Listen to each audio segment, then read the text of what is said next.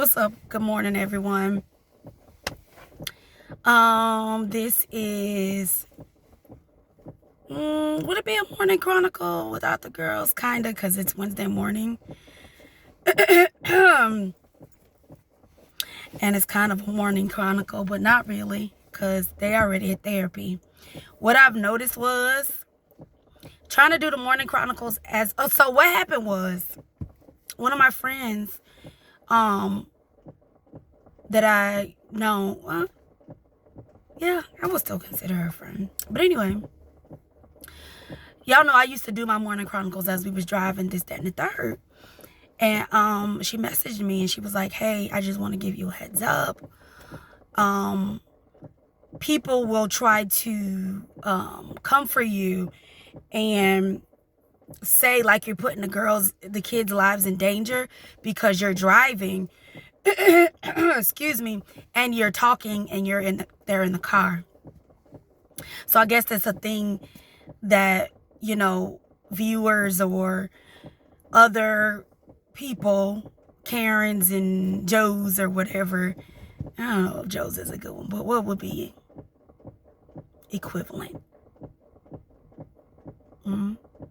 I don't know. Y'all come up with one. Bobs. And are doing like to basically create an issue. So she was giving me heads up like, hey, be careful, because I don't want to see that happen to you. And I definitely appreciate her telling me that. So I had to reprogram my thinking, which meant, okay, I can't do that. So that's why if I do it, I'm sitting in the parking lot with Vita after her therapy session, or I'll come back on with Grace and then have y'all see her. So that's how I'm gonna start doing it. We're not gonna be driving, and I'm going to try to, if before we even get in the car, but we be running.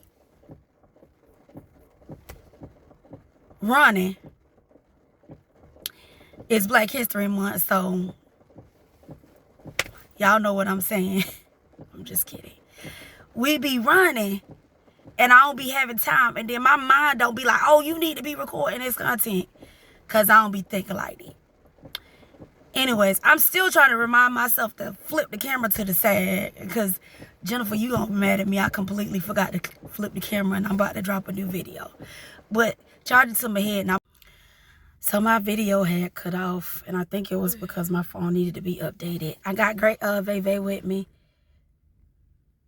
I'm not really bothering her too much because we are still waiting on Grace to get out of speech.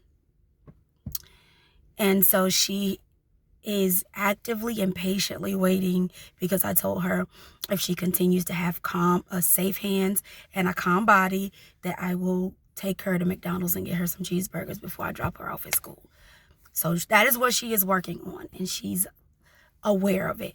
A lot of times we think that children that have autism that are nonverbal don't understand. And I am here to tell you they very much do understand. It is what they understand and what they choose to accept, okay? Now, I am not going to say that she understands everything, but she understands that I have talked to her. She asked me for the cheeseburgers, okay? She has her communication device. She's aware that I'm aware that she wants cheeseburgers, right?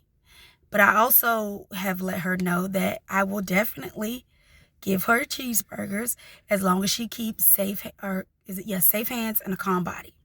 That means no hitting herself, no hitting my window, no having a tantrum, but continuing to be calm. Now, another trying thing is her phone, the Wi-Fi. Sometimes it'll keep going, like playing, even if it's not connected to anything. And it was doing it, but now it just stopped. So she's also being calm for that. So that being said, I need to pause this and put on my hotspot. So hold on.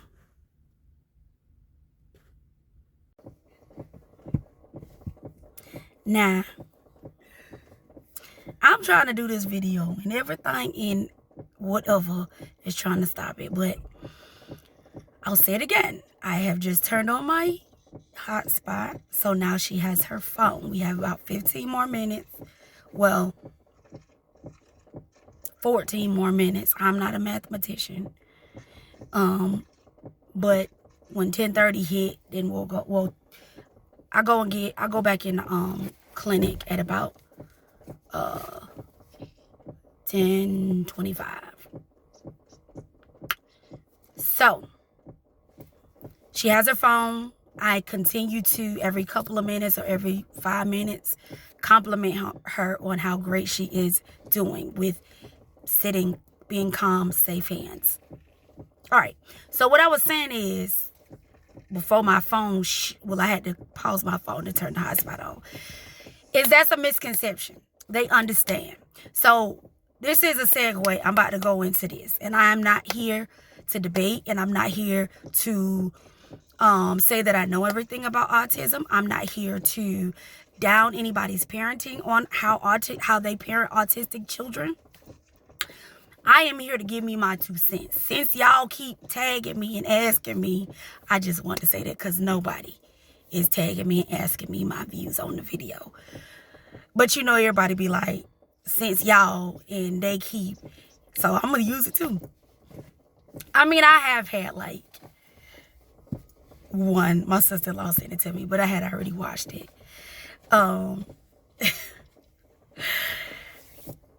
On the video of the boy kicking and hitting what I thought was his mom, but further have come to understand from my friend telling me that she went into a deeper dive into the backstory of them. It's his aunt that has taken over for the mom, because from what I can understand, and if I'm wrong, then you can correct me, because I do not know this family. And I'm not here to down anybody.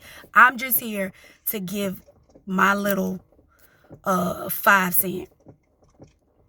Because my opinion is more than 2 cents. Worth more. But that is his aunt. And she decided that she would take him in to try to help the mom out. From my understanding. I will get you your hamburger. We have 10 more minutes before we go and get Grace. You are doing a great job with having safe hands and a calm body. We are almost done. I understand.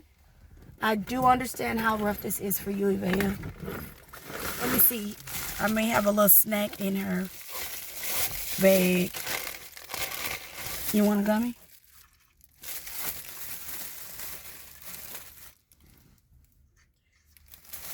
These are in your bag. I gave her 2 gummy worms to just kind of calm her. And that's an incentive for continuing to be a good girl. Now, we'll see. I pray that she does continue. Because I could be talking all this right here, and then she get to showing me her behind. And then I have to put into action what I'm saying. But anyway, back to it, because I'm not finna make this long, because this is not my life. And I deal with behaviors very similar to this, not on a day-to-day basis, but I have not the kicking, but the attempt. Now, let me preface this before I go into that. Evia has tested the waters twice. And both times I nipped it in the bud very quickly. Evia is taller than me. Evia is also aware that it's now just me. This is why I'm saying, now I'm not saying that she's aware that her father is no longer here with us, but she is aware Daddy is not here. So, and both times I have been tested, it's been sent. No, that's not true. Both times I was tested, he was here, but he was sick. So he couldn't really, well, I wasn't even with him. One time I was at a walk-in clinic.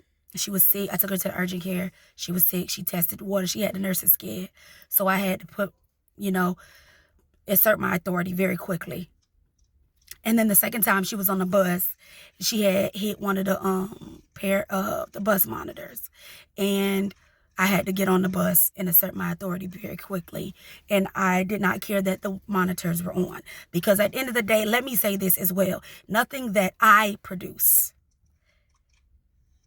in the name of Jesus will have the authority to ever come up against me like that.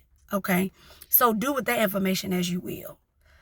I have to keep a stern I don't even really know the word I'm looking for, but what's it? A stern I don't know. But anyways, 2 seconds. You're doing great. We're almost done. We have like 4 more minutes and we'll get grace and you'll get your burgers. But anyways, I got to assert my authority with Evea, right? Okay. So I understand. And like I said, I come from the ABA background. I was an RBT. I was a teacher. And majority of the children that I had when I was in ABA, they were bigger than me and they were boys. I had one little girl for like a month. Everybody else was bigger than me. And I made it very clear, I didn't play those games. I dealt with spitters. I dealt with all types of things. But anyways, what I'm saying is, and they were nonverbal. You have to start in the beginning and let them know you're the authority, right? However that may be. You use your discernment on how you have to do that as an autism parent. Mine looks a little differently. I have to sometimes get in her face and show her I'm not the 1 or the 2, nor the 3. Okay? Because sometimes it takes that. I discipline in my house for whatever I need to do for my children. And let me style, however.com. You can't be beating, like abusing your children. You cannot be doing anything that leaves marks or that could do any type of bodily harm to really, really hurt them. But yes, in the state of Georgia, you are allowed to do certain things, pop, spank, whatever, for disciplinary style. So, again, whatever you need to do to exert, and again, I'm not here to debate people. If you say you spank, I don't spank. That's on y'all. And you gentle parent, that's on y'all. And I had this conversation with my friend. I ain't gonna say her name. I'm gonna take that part out. I had this conversation with my friend. You have to parent the way that you have to parent. Gentle parenting don't work on all kids, right? So there are certain gentle parenting styles you can use. One of my son, I can gentle parent him to a certain extent. He's at least, I'm 5'4", right? Nehemiah is 5'7", 5'8". He will be as tall as his father was, or taller, because we have tall men in our family on both sides. So, that being said, it's just me. I gotta do what I gotta do to make sure they know I'm not her, right? So, and how do I know you can do that? Now, let me say this. I don't be out here abusing my kids. Anybody that know me, they know my children get away with probably a lot of stuff because they have autism. Pause. Let me go get Grace. All right. So, I am just going to wrap this up real quick because I done tried to record this video a billion times. I'm just coming back from Trader Joe's again, y'all. I found my cannoli dip.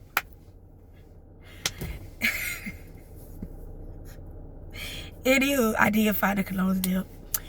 And, as a matter of fact,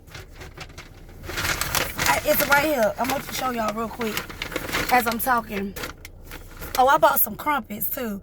You know how when you used to watch TV back in the day, they used to be like, you're supposed to 10 crumpets. Crumpets, everyone, crumpets. I ain't never had one, and I looked up what a crumpet is. This what it looked like. And then on this side, look like a pancake. I don't know, but I'm gonna try it. I like to try different things. I think it's supposed to be similar to an English muffin. But anyways, in short, in long, but kind of short, basically, there are certain tactics that they should have taught her in the ABA clinic when he's having certain tantrums like that, like blocking, and not always being in his vicinity. Like, you can't, if you know that you cannot handle that type of behavior, then you need to move away. Make sure that he's not in a place that he can pick something up and bust you upside the head with it or hurt anybody.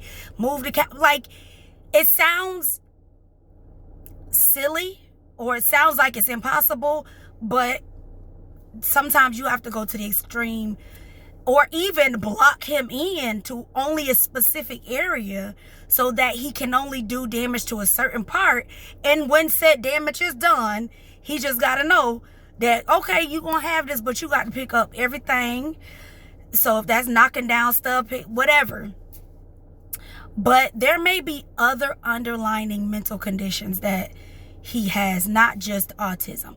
And that's also another factor that we have to keep in mind.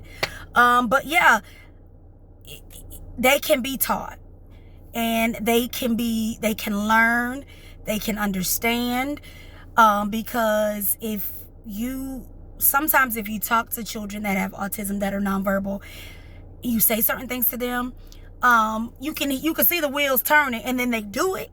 Those are the indications that show you, oh, he know what he doing, or she know what she doing.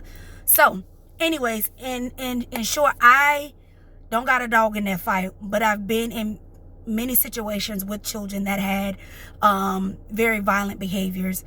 And again, they have to understand who is the authority in the situation.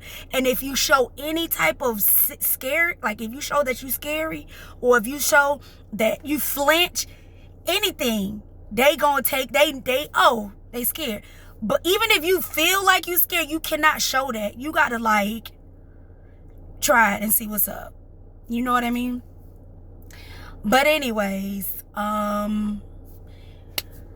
if you have any questions, if you are an autism parent and you have children that have behaviors that are aggressive or anything like that, and you have any questions on blocking or what are some tactics you can use, you can send me a message or whatever. It don't matter, and I'll give you the best information that I have as being was in the ABA field, because I'm pivoting and I'm doing something else. Anyways, that's it. That's all. Real quick, I'm gonna show y'all the cannoli dip. Oh, when I bought this, what's this? Oh, blueberry goat cheese. And I was thinking about maybe putting it on the crumpets, toast it with some butter. I'm the type of person like, oh, I got some chili crunch oil. It's crunchy chili onion, but it has, I ain't showing y'all. It has garlic and peppers, with dry garlic and peppers. I hope it's not spicy.